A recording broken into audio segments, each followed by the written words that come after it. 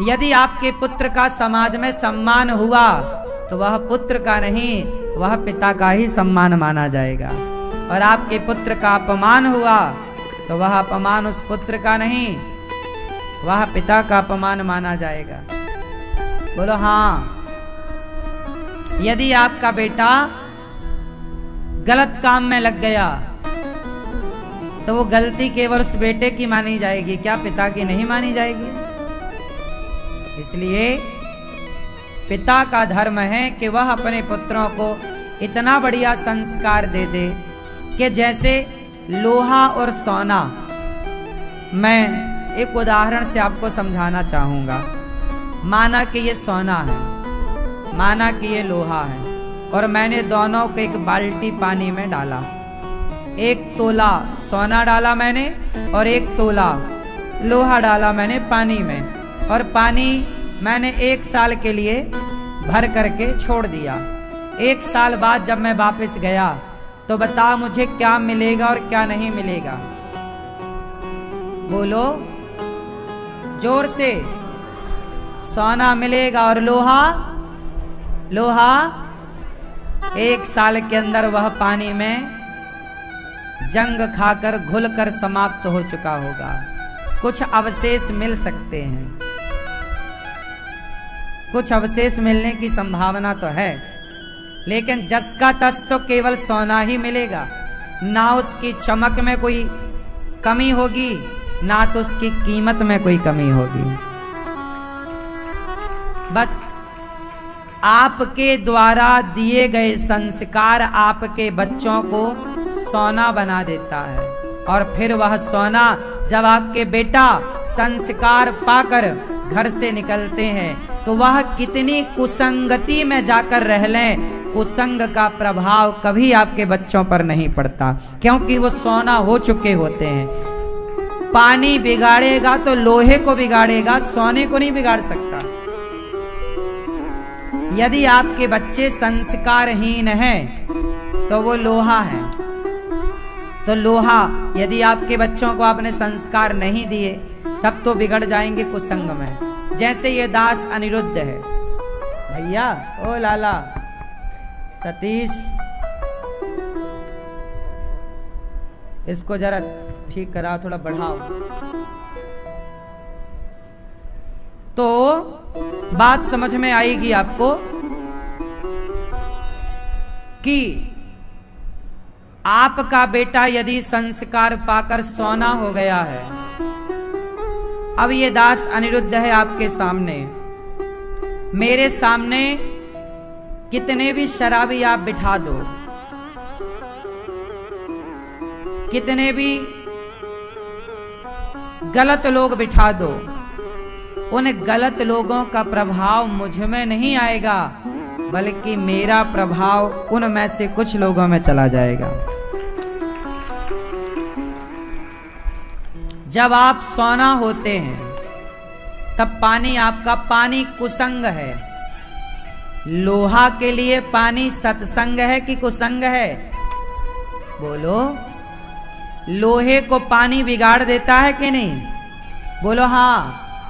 तो आपके बच्चों के लिए कुसंग ही पानी है, तो कुसंग आपको बिगाड़ देगा। अच्छा, यदि आप लोहा हैं तब तो आपको कुसंग का पानी बिगाड़ेगा, पर आप सोना हो गए तो फिर पानी क्या बिगाड़ेगा? सोने का क्या बिगाड़ेगा? 100 साल तक पड़ा रहे सोना पानी में, बिगड़ेगा? बोलो। बस एक बार सोना होने की देर है। अच्छा ये बताओ, क्या लोहा कभी सोना हो सकता है? उत्तर उत्तर उत्तर, हाँ या ना? हाँ। लोहा सोना हो सकता है। कब? जब लोहे को पारस मणि मिल जाए। एक पारस पत्थर होता है, पारस मणि कहते हैं। पारस मणि यदि लोहे पर टच कर दी जाए तो लोहा क्या हो जाता है? सोना। सुना है आपने? तो आप तो अभी कह रहे थे कि नहीं हो सकता।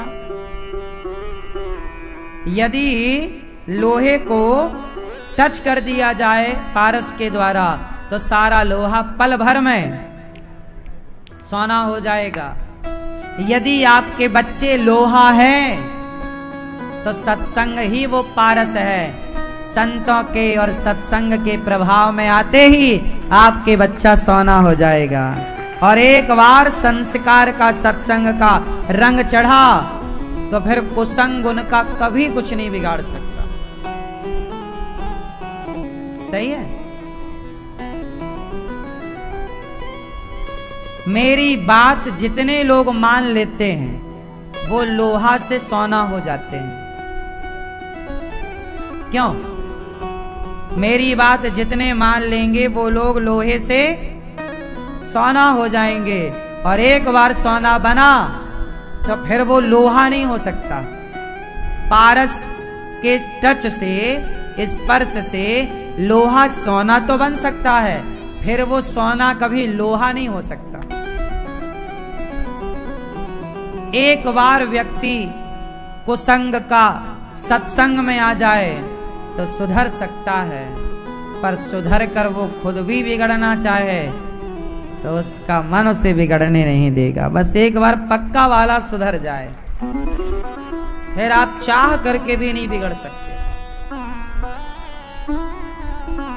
इतनी ताकत है संस्कारों में। इसलिए हमारे पुराने लोग बच्चों को पैसे कम संस्कार ज्यादा देते थे, है ना। तो आप लोग भी सत्संग से जुड़े, औरों को भी इसलिए कहता हूं कथा सुना करो, भागवत सुना करो।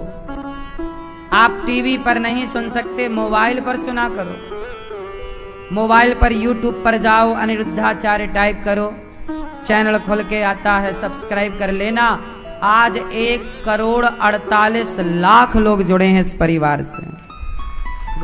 अनिरुद्धाचार्य परिवार से कितने लोग यूट्यूब पर जुड़े हैं? 1,48,00,000 लोग। तो आप भी जुड़े। आप में से कितने लोग इस परिवार से जुड़े हैं? कितने लोगों ने यूट्यूब पर चैनल को सब्सक्राइब कर रखा है? नहीं किया तो फास्ट करके जुड़ जाओ, क्योंकि आप लोहे से सोना होने जा रहे हैं। कीमत तो देखो बढ़ती है। एक मक्खी की कीमत क्या है? ये लाल मैया, हाँ कुछ भी नहीं। मैया, एक मक्खी की कीमत क्या है? आपसे पूछ रहे हैं। हाँ हाँ, आपसे बताओ, मक्खी की कीमत क्या है? आप बताओ। नहीं बताएंगे आप? हाँ, यदि सब्जी वाले की दुकान में जाकर, सब्जी वाले की तराजू में जाकर मक्खी बैठ जाए तो मक्खी की कोई कीमत नहीं है। लेकिन वही मक्खी सोनार की तराजू में जाकर एक तरफ बैठ जाए तो कम से कम 1 ग्राम तो वजन बढ़ा ही देगी। नहीं, यदि वो मक्खी 1 ग्राम की हुई या आधे ग्राम की हुई, मोटी खाते पीते घर की मक्खी की बात कर रहा हूं मैं। बड़ी बड़ी भी तो मक्खी होती हैं। यदि वो जाके सोनार की तराजू में नीचे की कहीं भी बैठ गई, जिस तरफ बैठेगी बढ़ा देगी कि नहीं? बोलो हाँ। 1 ग्राम की भी हुई तो 1 ग्राम सोने की तरफ जाके बैठे तो कितने की हो गई? क्या रुपया चल रहा सोना आजकल? 40,000, 75,000। तो भैया 75,000 1 ग्राम कितने का हुआ?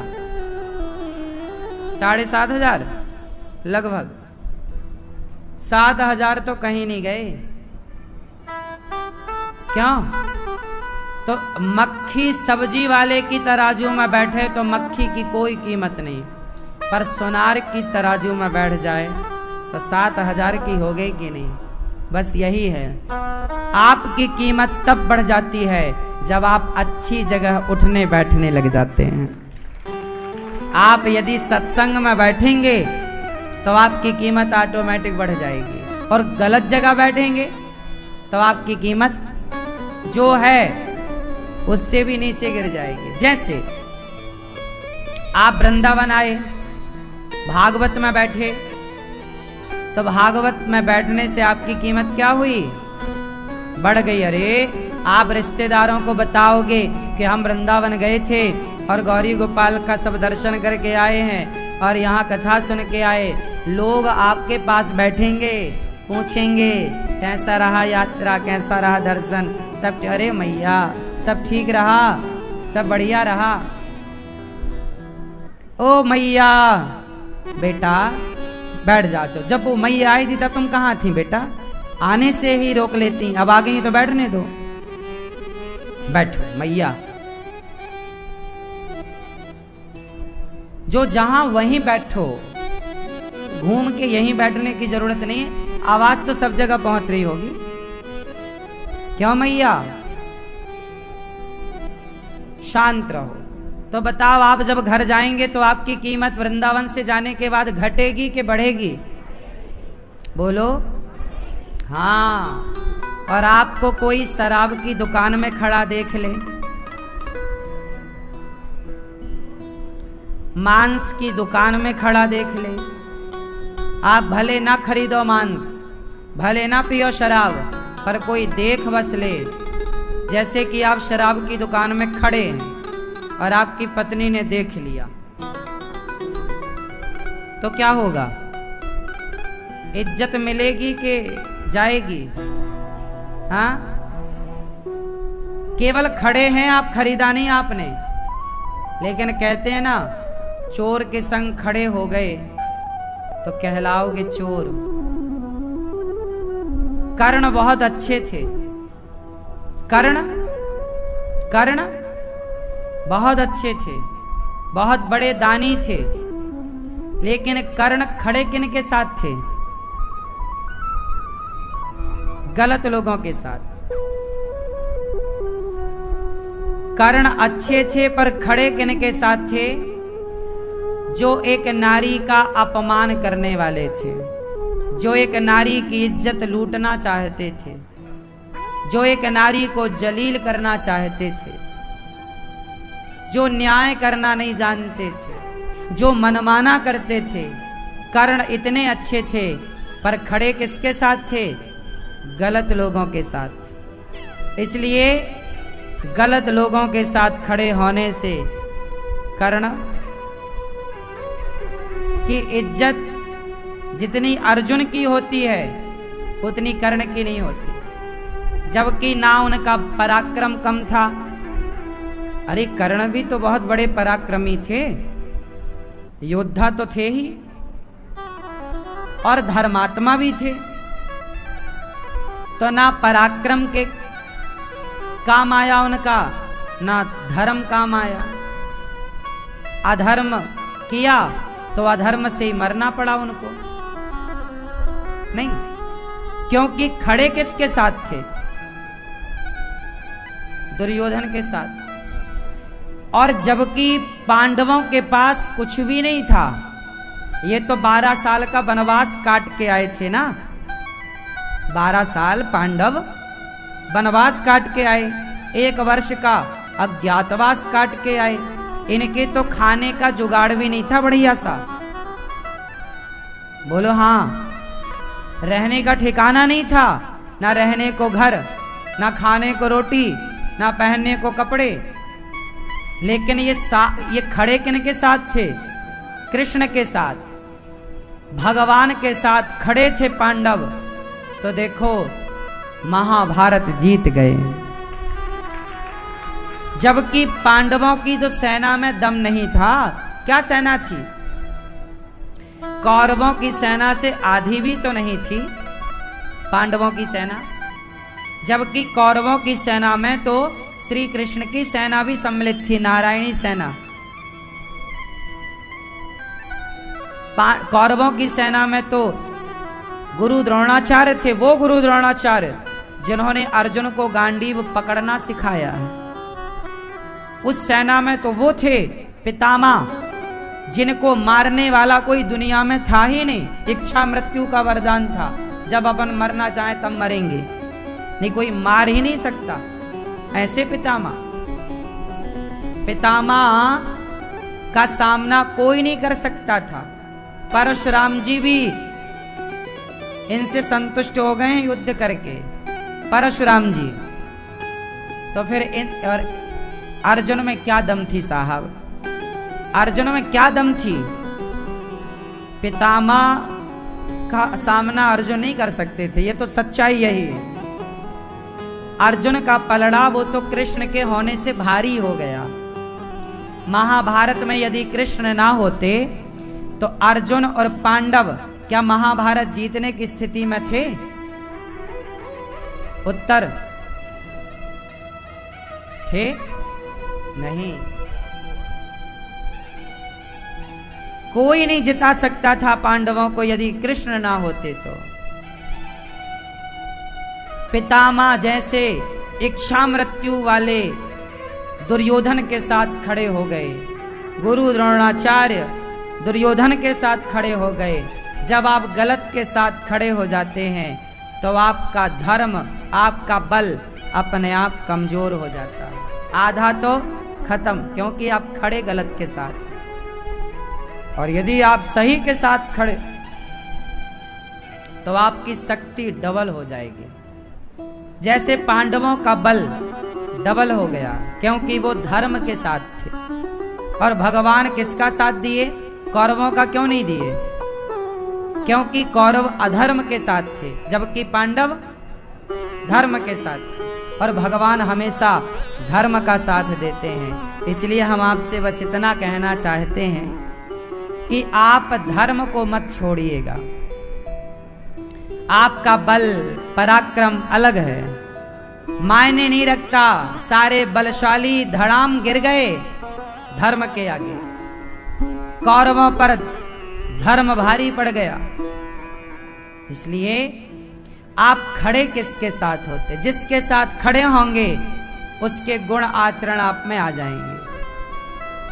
जब पितामह भीष्म को बाणों की सैया पर लेटना पड़ा तो भीष्म पितामह से सवाल हुआ कि पितामह आप तो बहुत धर्मात्मा थे, धर्म को जानने वाले थे। ये बताओ कि जब द्रौपदी की साड़ी खिंच रही थी तो आपने कुछ बोला क्यों नहीं? कोई प्रयास क्यों नहीं किया? कुछ तो कहते ना। मैया, ओ मैया, मैया, हो गई पंचायत। मैया राम राम, सुन लो मेरी माँ, मुंह उंगली उठाओ अपनी, यहां रखो, यहीं रखना मेरी माँ। टुप्पई टाप सुनो मेरी माँ, ना तुम खुद सुन रही हो ना वो लाल मैया को सुनने दे रही हो। कोई बात नहीं, ये तुम्हारी ननद लगती है क्या? ननद भौजाई हो क्या? महाभारत की कथा चल रही है, चलो लड़ लो जरा दोनों, टुप टाप रह लो, टुप्पई टाप।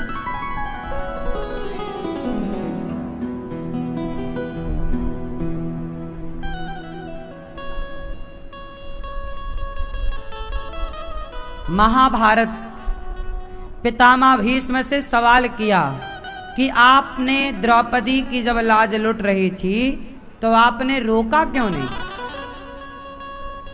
बचाया? कुछ तो कहा होता। आपके पास पराक्रम था, दुशासन जैसे तो आप मसल सकते थे दुशासन को ऐसे। पितामह इतने ताकतवर थे कि दुशासन जैसे 100 आ जाते, 100 नहीं 1000 आ जाते तो ये 1000 मिलकर पितामह का बाल नहीं उखाड़ सकते थे, बाल भी बांका नहीं कर सकते। इतना पराक्रम था पितामह भीष्म का। बात समझ रहे हो? हल्के में मत लेना पितामह को, ये सामान्य योद्धा नहीं है। पितामह को इच्छा मृत्यु का वरदान है पहला, कोई मार ही नहीं सकता था। और उनके शरीर को किसी में ऐसी ताकत थी ही नहीं कि उनके शरीर में बाण को आर पार कर सके। क्या मारता कोई? पितामह चाहते तो दुशासन को पकड़ कर ऐसे मसल देते, मर जाता। क्यों नहीं उठे? द्रौपदी चिल्लाती रही, बचाओ बचाओ। पितामह आप क्यों नहीं गए? तो सुनो पितामह ने क्या कहा। पितामह ने कहा, हे श्याम सुंदर, जब बाण लगे मुझे तो मेरा शरीर का सारा खून बह गया। जब अर्जुन ने बाण मारे तो बाण की सैया पर लेटे, तो बाणों की सैया पर लेटने से पितामह का सारा रक्त, ब्लड, खून जमीन पर गिर पड़ा। पितामह ने कहा कि मैंने दुष्ट दुर्योधन का अन्न खाया था। मैंने अन्न किसका खाया? दुष्ट दुर्योधन का, और उसी खाने से मेरे शरीर में रक्त बना। तो मेरा रक्त दुर्योधन के अन्न से दूषित हो गया, और जब रक्त दूषित हुआ तो मेरी बुद्धि भी दूषित हो गई। इसलिए मुझे वहां पर धर्म और अधर्म समझ नहीं आया, इसलिए मैं चुप रहा। एक बात बताएं, एक कहावत तो सुनी होगी कि जैसा खाए अन्न वैसा रहे मन। पितामह जैसों की बुद्धि दुर्योधन जैसे पापी के अन्न खाकर बिगड़ गई, तो आप गलत अन्न खाओगे और आपकी हमारी बुद्धि बिगड़ जाए तो इसमें कोई आश्चर्य ना मान लेना। आज समाज की बुद्धि भ्रष्ट क्यों है? क्योंकि गलत अन्न खा रहे, गलत खा रहे, बेईमानी का खा रहे हैं, चोरी का खा रहे हैं, डाका डालकर खा रहे हैं। आजकल तो आदमी को जैसा मिल जा रहा है वैसा खा रहा है। लोग ये नहीं देखते कि हम जो कमा रहे हैं वो पैसा धर्म से आ रहा है या अधर्म से। बस आ रहा है, आने से मतलब है। इसलिए आज लोग, आपके पास खाने को बहुत है लेकिन आपके पेट में आज भूख ही नहीं है, पच ही नहीं रहा। पहले के लोग तो बढ़िया साग रोटी खाते थे, दवा के 10 रोटी, और 90-100 साल तक जीते थे। और आज तुम बादाम काजू पिस्ता खा के भी 60-65 पे निपट रहे हो। बोलो हाँ, सही है। इसलिए आज का अन्न दूषित है। इसलिए पुराना एक रिवाज था कि लोग सबके हाथ का नहीं खाते थे, उसी के हाथ का खाते थे जिसका आचार विचार पवित्र हो। यदि दुर्योधन का अन्न मैं भी खाऊं तो मेरी भी बुद्धि दुर्योधन जैसी हो जाएगी, मेरी बुद्धि भी कैसी होगी। और मैं अर्जुन का अन्न खाऊं तो मेरी बुद्धि भी अर्जुन जैसी हो जाएगी। अर्जुन का अन्न खाने वाले की बुद्धि अर्जुन जैसी, और दुर्योधन का अन्न खाने वाले की बुद्धि दुर्योधन। इसलिए आप लोग तो कहीं भी जाते हैं, सब जगह दिन भर बस चरते हैं।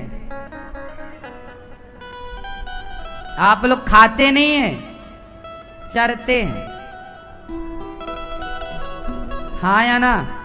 जो मिल जाए वो चरने लग जाएंगे, जो मिल जाए। तुम किसी के भी हाथ का खा रहे हो, पता नहीं वो नहाया है कि नहीं, वो शुद्ध है कि नहीं, वो पवित्र है कि नहीं। सुनो, जब हम भोजन करते हैं तो सिर्फ भोजन नहीं करते, भोजन में भोजन बनाने वाले के गुण भी प्रवेश करते हैं। ये बात सही है कि नहीं? क्यों ये बात सही है कि गलत है? बता दो, आप कह दो कि गलत है तो मैं भी कह दूंगा कि गलत ही है। भोजन जो बनाता है उस बनाने वाले के भाव, वाइब्रेशन उसमें प्रवेश करते हैं कि नहीं? नेगेटिव या पॉजिटिव, नकारात्मक या सकारात्मक? बोलो हाँ, बोलो। इसलिए पहले के लोग खान पान बड़ा पवित्र रखते थे।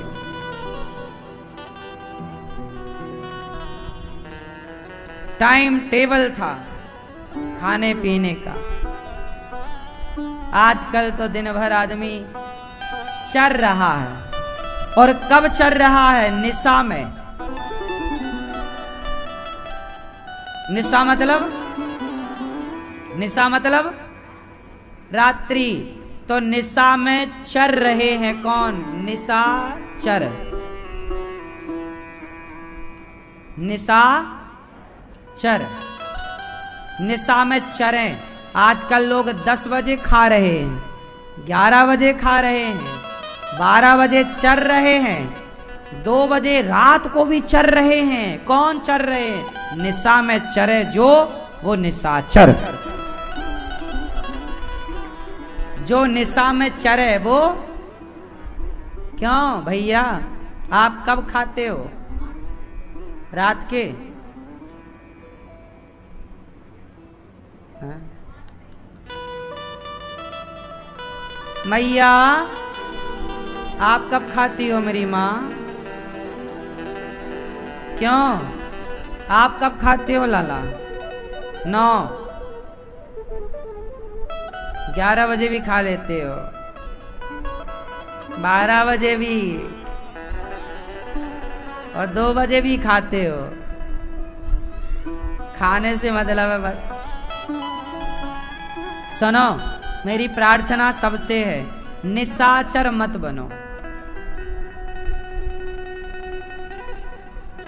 जो रात्रि में खाएं, रात्रि को कहते हैं निशा। जो रात्रि में चरें वो निशाचर। भगवान ने अच्छा मनुष्य बनाया है, अच्छा विवेक बुद्धि दी है, तो निशाचर ना बनो। भोजन कितनी बार करना चाहिए? 2 बार खाओ, 3 बार खाओ, 4 बार खाओ, इससे मतलब नहीं है। पर रात के सूर्यास्त होने के बाद मत खाओ।